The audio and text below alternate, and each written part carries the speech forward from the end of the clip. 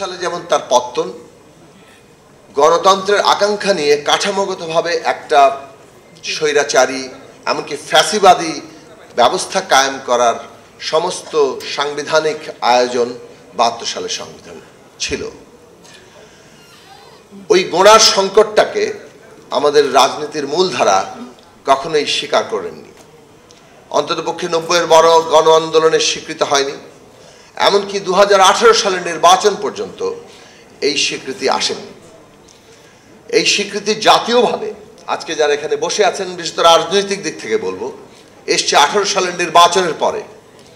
যখন বাংলাদেশে ১৪ এবং ১৮ সালের নির্বাচন করা যায়, ১১ সালে পঞ্চদশ সংশোধনীর মধ্য দিয়ে সংবিধান যেটা জনগণের অভিপ্রায়, সেই অভিপ্রায় বদলে ফেলা যায়, অর্থাৎ জনগণের অভিপ্রায়ের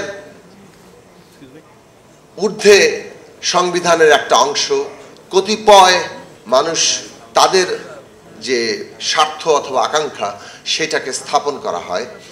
সেটারও উপলব্ধি ১১ সালেও ঘটেনি, কিন্তু ১১ সাল ১৪ সালে ১৮ সালে পরিণত যখন হয়েছে, তখন সেই জায়গাটা রাজনৈতিক দিক থেকে এসেছিল যে বাংলাদেশে একটা ফ্যাসিস্ট বন্দোবস্ত কায়েম হয়েছে। কাজে আমাদের একটা নতুন জায়গায় যেতে হবে। বন্দোবস্ত শব্দ ব্যবহার করা হোক বা না হোক, একটা গণতান্ত্রিক রাজনৈতিক ব্যবস্থা যে এই দেশে প্রতিষ্ঠা করা ছাড়া আর একটি নির্বাচন সম্ভব না, বাংলাদেশ কোনোভাবেই আর এগোতে পারবে না, সেটা মোটামুটিভাবে রাজনৈতিক অঙ্গনে, বিশেষত বিরোধী রাজনৈতিক অঙ্গনে প্রতিষ্ঠিত হয়েছিল। যে কারণে রাষ্ট্র ব্যবস্থার গণতান্ত্রিক রূপান্তর কিংবা সংস্কার কিংবা মেরামত বিভিন্ন ভাষায় রাজনৈতিক দলগুলো এই জায়গায় এসেছিল যে বাংলাদেশটাকে রাষ্ট্র ব্যবস্থাগতভাবে বদলাতে হবে। কেবল সরকার পরিবর্তন বাংলাদেশকে আর কোনো সমাধান এনে দেবে না।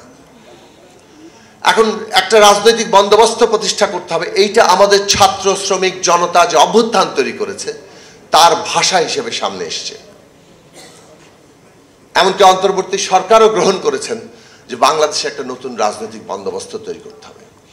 কি সেই বন্দোবস্ত, সেটা অত্যন্ত পরিষ্কারভাবে আমাদের সামনে আসা দরকার। আমরা জাতীয়ভাবে এবং নিশ্চয়ই আন্তর্জাতিক পরিপ্রেক্ষিতেই একটা সন্ধিক্ষণে দাঁড়িয়ে আছি। নতুন রাজনৈতিক বন্দোবস্ত মানে একটা গণতান্ত্রিক রাজনৈতিক বন্দোবস্ত, এইটা বাংলাদেশে স্পষ্ট করে উচ্চারণ করা দরকার। আমাদের হাজারো শহীদ, আমাদের হাজারো আহত, তাদের সমস্ত সংগ্রামের ভাষা দিয়ে এসছে বাংলাদেশ গণতন্ত্রের পথে হাঁটবে। আর কোন রকম কোন মতাদর্শ দিয়েই একটা স্বৈরতান্ত্রিক কিংবা ফ্যাসিবাদী ব্যবস্থায় বাংলাদেশ আর যাবে না। এই জায়গা বটম লাইন পরিষ্কার হওয়া দরকার। দ্বিতীয় বিষয় হচ্ছে, আমরা যখনই একটা বন্দোবস্তের কথা বলছি, আসলে মূলত হচ্ছে ক্ষমতাটা কিভাবে চলবে, ক্ষমতার বন্দোবস্ত কি, এইটাই বাংলাদেশের প্রধান রাজনৈতিক বিষয়। বাংলাদেশে কত বড় জায়গায় যেতে পারে সেই কথা আমাদের দেশে এমনকি ফ্যাসিস্টরাও বলেছে।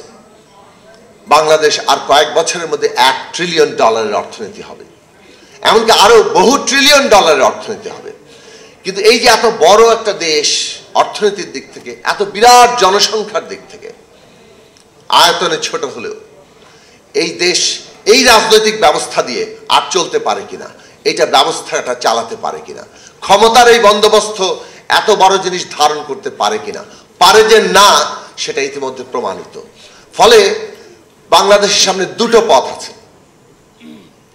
একটা এই রকম পুরো ব্যবস্থা চালানোর গণতান্ত্রিক পন্থায় হাঁটা, আর না হয় এই রকম স্বৈরতান্ত্রিক ফ্যাসিবাদী ব্যবস্থায় একের পর এক হোঁচট খেতে খেতে খেতে একটা ধ্বংসের দিকে যাওয়া কিংবা নৈরাজ্যের দিকে যাওয়া। সেই জায়গায় বাংলাদেশের আজকে সিদ্ধান্ত নেওয়ার প্রশ্ন, রাজনৈতিক দলগুলোর সিদ্ধান্ত নেওয়ার প্রশ্ন যে আমরা নিজেদেরকে কাঠামোগত দিক থেকে, চর্চার দিক থেকে এই উত্তরণের জায়গায় যাব কিনা। বাংলাদেশের সামনে সত্যিকার অর্থেই বড় সুযোগের জায়গায় এসছে যে এই রকম ভাবে একটা দেশকে যখন প্রায় সেটা নিজের ভেতরের অন্তর্ঘাতে ধ্বংসের মুখোমুখি, সেইখানে আমাদের ছাত্র তরুণরা নিজেদের রক্ত দিয়ে আবারও মনে হচ্ছে মাটি ফুঁড়ে পুরো দেশকে নতুন করে সাজানোর সুযোগ করে দিয়েছেন। সেই রাজনৈতিক উপলব্ধি, সেই চ্যালেঞ্জ আজকে সমস্ত রাজনৈতিক শক্তির কাছে। কাজে এইখানে আমরা এমন একটা ক্রস রোডে দাঁড়িয়ে আছি যেটাতে ঐক্য খুব জরুরি।